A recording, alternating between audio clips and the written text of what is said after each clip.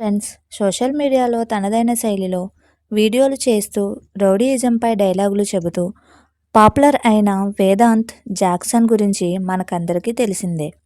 అయితే ఇప్పుడు వేదాంత్ ఎక్కడ ఉన్నాడు? అతనికి పై వచ్చిన ఆరోపణలు ఏంటి? ఒక చిన్న పొరపాటు లేదా వ్యూస్ కోసం చేసిన ఒక వీడియో ఒక యువతికు ఎలా దారితీసిందో ఈ వీడియోలో తెలుసుకుందాం. తాజా సమాచారం ప్రకారం హైదరాబాద్లోని పోచారం పోలీస్ స్టేషన్ పరిధిలో వేదాంత్ జాక్సన్పై కేసు నమోదైంది. ప్రస్తుతం అతను పోలీస్ నుంచి తప్పించుకొని పరారీలో ఉన్నట్లు తెలుస్తుంది. పోలీసులు అతని కోసం గాలిస్తున్నారు.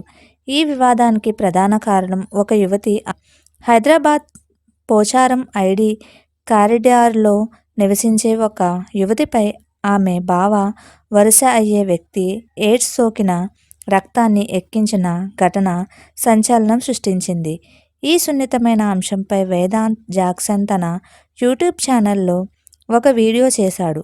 తప్పుడు కథనం, వ్యూస్ కోసం ఆ యువతి క్యారెక్టర్ను తప్పుగా చూపేలా, ఆమె గురించి నెగిటివ్ కామెంట్స్ వచ్చేలా వేదాంత్ వీడియో రూపొందించాడని ఆరోపణలు ఉన్నాయి.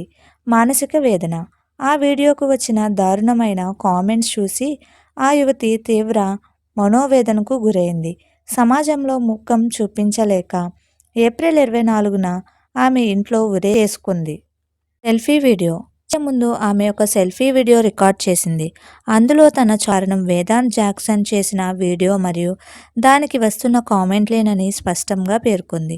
యువతి తండ్రి ఫిర్యాదు మేరకు పోలీసులు వేదాంత్ జాక్సన్ను విచారణకు పిలిచారు. అయితే విషయం తీవ్రమవడంతో వేదాంత్ ఆ వివాదాస్పద వీడియోను డిలీట్ చేసి ప్రస్తుతం ఎవరికీ దొరకకుండా అజ్ఞాతంలోకి వెళ్ళిపోయాడు. వ్యూస్ కోసం లేదా సోషల్ మీడియాలో ఫేమస్ అవ్వడం కోసం చేసే వీడియోలు ఇతరుల జీవితాలను ఎలా తీసుకుంటాయో చెప్పడానికి ఈ ఘటన ఒక ఉదాహరణ. భావ ప్రకటన స్వేచ్ఛ అంటే ఇతరుల వ్యక్తిగత జీవితాలను కించపరచడం కాదు. వేదాంత్ జాక్సన్ దొరికిన తర్వాతే ఈ కేసులో మరిన్ని నిజాలు వెలుగులోకి వస్తాయి. మీకు మా వీడియోస్ కనుక నచ్చినట్లయితే ఇలాంటి మరెన్నో విషయాలు తెలుసుకోవాలనుకుంటే డూ సబ్స్క్రైబ్ టు సమాజం ముచ్చట్లు.